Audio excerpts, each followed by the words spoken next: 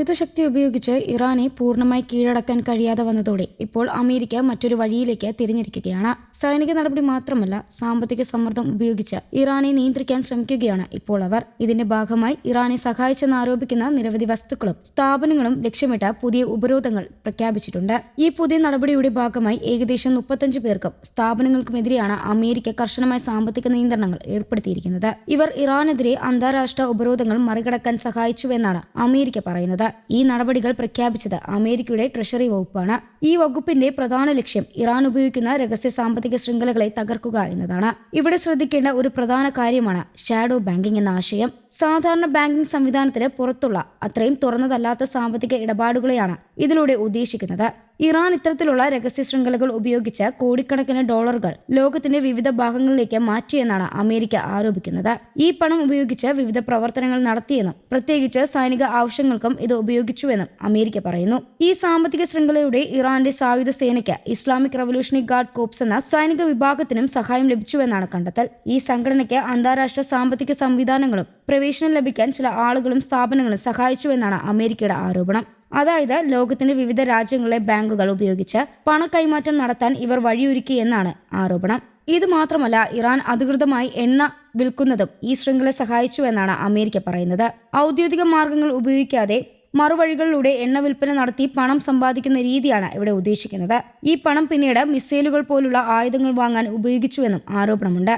ഇതൊക്കെയാണ് ഇപ്പോൾ അമേരിക്കയെ കൂടുതൽ കർശനമായ നിലപാടിലേക്ക് നയിച്ചിരിക്കുന്നത്. മറ്റൊരു പ്രധാന വിഷയം ഹോർമോസ് കടലൊടുക്കാണ്. ലോകത്തിലെ ഏറ്റവും പ്രധാനപ്പെട്ട എണ്ണ ഗതാഗത മാർഗങ്ങളിലൊന്നാണിത്. ഇവിടെ കടന്നുപോകുന്ന കപ്പലുകളിൽ നിന്ന് ഇറാൻ ടോൾ എന്ന പേരിൽ പണം ഈടാക്കുന്നുവെന്ന ആരോപണവും അമേരിക്ക ഉന്നയിച്ചിരുന്നു. ഈ പണം പിന്നീട് അവരുടെ സൈനിക പ്രവർത്തനങ്ങൾക്ക് ഉപയോഗിക്കപ്പെടുന്നു എന്നാണ് അമേരിക്ക പറയുന്നത്. അതുകൊണ്ട് തന്നെ ഈ കടലൊടുക്കിലൂടെ സഞ്ചരിക്കുന്നതായി ഇറാൻ സർക്കാരിനോ IRGCക്കോ പണം നൽകുന്ന കമ്പനികൾക്കെതിരെ നടപടി ഉണ്ടാകുമെന്ന് അമേരിക്ക മുന്നറിയിപ്പ് നൽകിയിട്ടുണ്ട്. ഇത് ഭാവിയിൽ ആഗോള വ്യാപാരത്തെയും ബാധിക്കാനിടയുള്ള കാര്യമാണ്. കാരണം ഈ മാർഗം ലോകത്തിന്റെ എണ്ണ വിതരണത്തിൽ വളരെ പ്രധാനപ്പെട്ടതാണ്. ഈ വിഷയത്തിൽ അമേരിക്കയുടെ നിലപാട് കൂടുതൽ വ്യക്തമാക്കിയിട്ടുണ്ട്. ഇറാന്റെ സൈന്യത്തിന് സാമ്പത്തിക സഹായം എത്തിക്കുന്നതിൽ ഈ രഹസ്യ ബാങ്കിംഗ് സംവിധാനം വലിയ പങ്ക് വഹിക്കുന്നുവെന്ന് അമേരിക്കയുടെ ട്രഷറി സെക്രട്ടറി സ്കോട്ട് ബെൻസെറ്റ് പറഞ്ഞു. ഇത് മധ്യേഷ്യയിലെ സമാധാനത്തെ തന്നെ ബാധിക്കുന്ന കാര്യമാണെന്നും അദ്ദേഹം കുറ്റപ്പെടുത്തി. ഇപ്പോൾ പ്രഖ്യാപിച്ച ഉപരോധങ്ങൾ കാരണം പട്ടികയിൽ ഉൾപ്പെടുത്തിയിരിക്കുന്ന വ്യക്തികളുടെയും സ്ഥാപനങ്ങളുടെയും അമേരിക്കയിലെ സ്വത്തുക്കളെല്ലാം മരവിപ്പിക്കപ്പെടും. അതായത് അവരുടെ പേരിലുള്ള ബാങ്ക് അക്കൗണ്ടുകളും മറ്റ് ആസ്തികളും ഉപയോഗിക്കാൻ കഴിയില്ല. കൂടാതെ അമേരിക്കൻ പൗരന്മാർക്കും സ്ഥാപനങ്ങൾക്കും ഇവരുമായി ഇടപാട് നടത്താൻ വിലക്കുണ്ടാകും. ഇത് വളരെ വലിയ പ്രഭാവമുണ്ടാക്കുന്ന നടപടിയാണ്. കാരണം ലോകത്തിലെ സാമ്പത്തിക സംവിധാനത്തിൽ അമേരിക്കയ്ക്ക് വലിയ സ്വാധീനമുണ്ട്.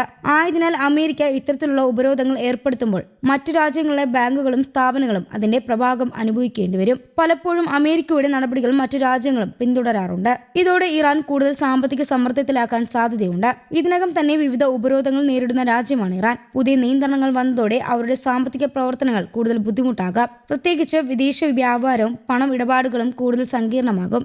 എന്നാൽ ഇതിനു മറുപടിയായി ഇറാൻ എന്ത് നടപടി സ്വീകരിക്കുമെന്നതാണ് ഇപ്പോൾ കാണേണ്ടത്. മുൻപ് പല ഉപരോധങ്ങൾക്കെതിരെ ഇറാൻ ശക്തമായി പ്രതികരിച്ചിട്ടുണ്ട്. ആയതിനാൽ ഈ പുതിയ നീക്കങ്ങൾ മേഖലയിൽ സംഘർഷം കുറയ്ക്കുമോ അതോ കൂടുതൽ വർദ്ധിപ്പിക്കുമോ എന്നത് ഇപ്പോഴും വ്യക്തമല്ല. സാധാരണ ആളുകളുടെ ജീവിതത്തെയും ഇത് ബാധിക്കാം. സാമ്പത്തിക ഉപരോധങ്ങൾ ശക്തമാകുമ്പോൾ രാജ്യത്തിനുള്ളിലെ വിലവർധനയും തൊഴിൽ പ്രശ്നങ്ങളും വർദ്ധിക്കാൻ സാധ്യതയുണ്ട്. ആയതിനാൽ ഇത്തരം തീരുമാനങ്ങൾക്ക് മനുഷ്യരിൽ നേരിട്ട് പ്രതിഫലനങ്ങൾ ഉണ്ടാകും. ലോകം മുഴുവൻ ഈ സംഭവ വികാസങ്ങളെ ശ്രദ്ധയോടെ നോക്കിക്കൊണ്ടിരിക്കുകയാണ്. കാരണം ഇത് വെറും ഒരു 2 രാജ്യങ്ങൾക്കിടയിലെ പ്രശ്നമല്ല. ആഗോള സാമ്പത്തികവും രാഷ്ട്രീയവും ഇതിലൂടെ സ്വാധീനിക്കപ്പെടുന്നു. ആയതിനാൽ അടുത്ത ദിവസങ്ങളിൽ ഉണ്ടാകുന്ന ഓരോ മാറ്റവും വളരെ പ്രധാനപ്പെട്ടതാണ്. News desk Kerala Kaumudi.